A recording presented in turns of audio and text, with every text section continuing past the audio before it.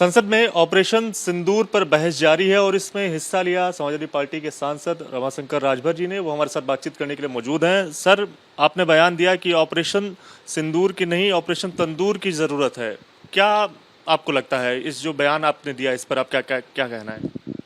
देखिए, पत्नी के सामने पति की हत्या हो, धर्म पूछ कर हो, यह शर्म से डूब मरने वाली घटना है। और 17 दिन बाद ऑपरेशन सिंदूर हुआ, लेकिन देश का क्या मन था? आतंकवादी आया और भाग भी गया। देश तो ये चाह रहा था कि ऑपरेशन तंदूर चला करके और जो आतंकवादी हैं उसी में उन्हें डाल दिया जाता। देश ये चाह रहा था, लेकिन ऐसा नहीं हुआ। इसलिए मैंने सदन में आज कहा कि ऑपरेशन सिंदूर, ऑपरेशन सिंदूर, ऑपरेशन सिंदूर। और आज मैंने सदन में पूछा कि आप बता दो कि ऑपरेशन सिंदूर में रक्षा मंत्री जी ने कहा कि सैकड़ों आतंकवादी हमने पाकिस्तान में मारे। चलिए, अच्छी बात है, लेकिन वो 4 आतंकवादी जिन्होंने भारत में दंगा फैलाने की कोशिश की, तभी तो धर्म पूछकर मारा। लेकिन देश के हिंदू, मुस्लिम, सिख, ईसाई सब एकजुट रहे, आतंकवादी विफल हुए। लेकिन सरकार 17 दिन बाद ऑपरेशन शुरू किया, 3 दिन में बंद कर दिया। जरूरत क्या थी? यही तो अवसर था पीए को वापस लेने का। लेकिन हमारी विदेश नीति कहती है कि हम अपने आंतरिक मामलों में हम कोई बाहरी हस्तक्षेप नहीं मानेंगे। फिर बार बार व्हाइट हाउस से हम विश्वगुरु बनते थे। व्हाइट हाउस का विश्वगुरु कह रहा है कि बंद कर दो, मैंने बंद कराया, मैंने बंद कराया। एक बार नहीं, क्या वैश्विक मंचों पर 24 बार कहा। और अगर आज जो स्थिति बनी, आप ये बता दीजिए, ऑपरेशन सिंदूर बंद होता है और उसके बाद 59 सांसदों का दल 32 देशों में घूमने जाता है। उस पर तो रक्षा मंत्री जी चुप हो गए। आखिर वो देश के टैक्स पेयर का पैसा था, देश का खजाना किसी का नहीं है, वो जनता के हित के लिए जनता का पैसा है।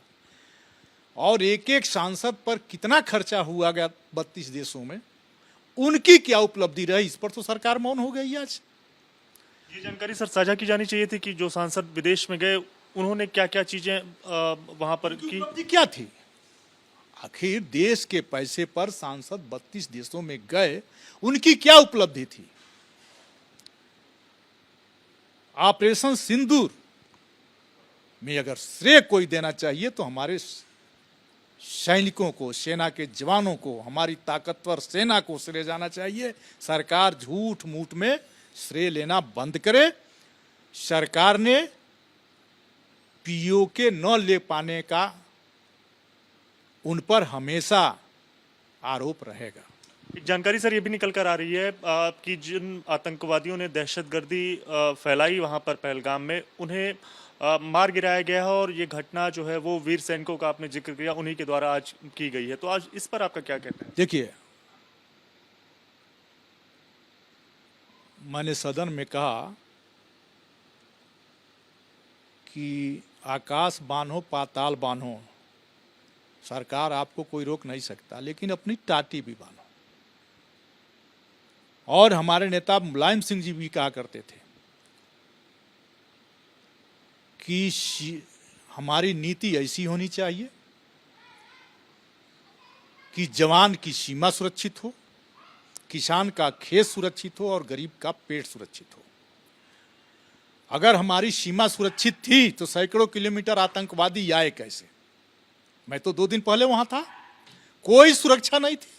और आप सर्च करके देखिए, 2 महीने बाद वहीं के महामहिम ने कहा कि सुरक्षा चूक हुई है। राज्यपाल जी ने कहा था। एक सुरक्षा चूक की बदौलत हमारी बहनों का सुहाग उजड़ा, ये कम बात है। और आज तो इतने दिन के बाद, हालांकि सरकार ने सदन में नहीं बताया कि आज आतंकवादी मार दिए गए, लेकिन इतने दिन तक आतंकवादी हमारे मुल्क में थे और आज मारे गए, तो फिर हमारी खुफिया एजेंसी क्या कर रही थी? हम इतना, हमारे तंत्र कमजोर हैं कि इतने दिनों बाद आज आतंकवादी मिला, जब सदन में डिबेट शुरू हो रहा था। इसलिए यह सरकार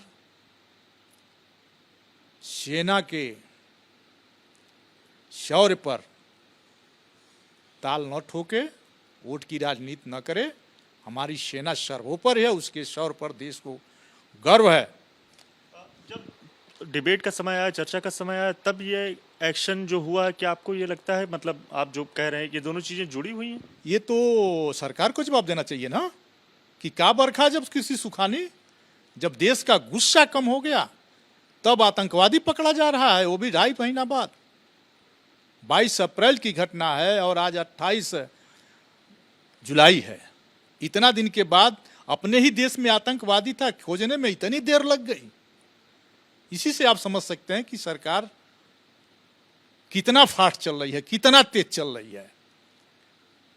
पुलवामा हमला होने के बाद, पहलगाम हमला होने के बाद 17 दिन बाद ऑपरेशन शुरू करते हैं, 3 दिन में बंद कर देते हैं, और आज 2.5-3 महीने बाद आतंकवादी मार पाते हैं। सदन में ही कह देते। तो सरकार इस प्रकरण पर विश्व के सामने पाकिस्तान के खिलाफ दुनिया को आप खड़ा कर पाए? क्योंकि जो हमारी संस्था कर्ज देने वाली वैश्विक संस्था है, पाकिस्तान को कर्ज दे रही है। दुनिया के कई मुल्क पाकिस्तान को, तुर्की जैसा देश, जहाज उपलब्ध करा रहा है, हथियार उपलब्ध करा रहा है। आपके साथ कौन खड़ा था? आपकी विदेशी नीति फेल हुई है, सरकार को यह मान लेना चाहिए। शुक्रिया बात करने के लिए। तमाम सारे सवाल जो हैं वो समाजवादी पार्टी के सांसद की तरफ से खड़े किए जा रहे हैं, और साफ तौर से ये भी सवाल उनकी तरफ से खड़ा किया जा रहा है कि जो डिबेट हुई वो, और जो ऑपरेशन आज सेना की तरफ से चलाया गया, तो क्या ये सारी चीज़ें जुड़ रही हैं? ये भी बड़ा सवाल है। कैमरामैन अजीत गुप्ता के साथ दिव्यांकर तिवारी, एबीपी न्यूज़, दिल्ली।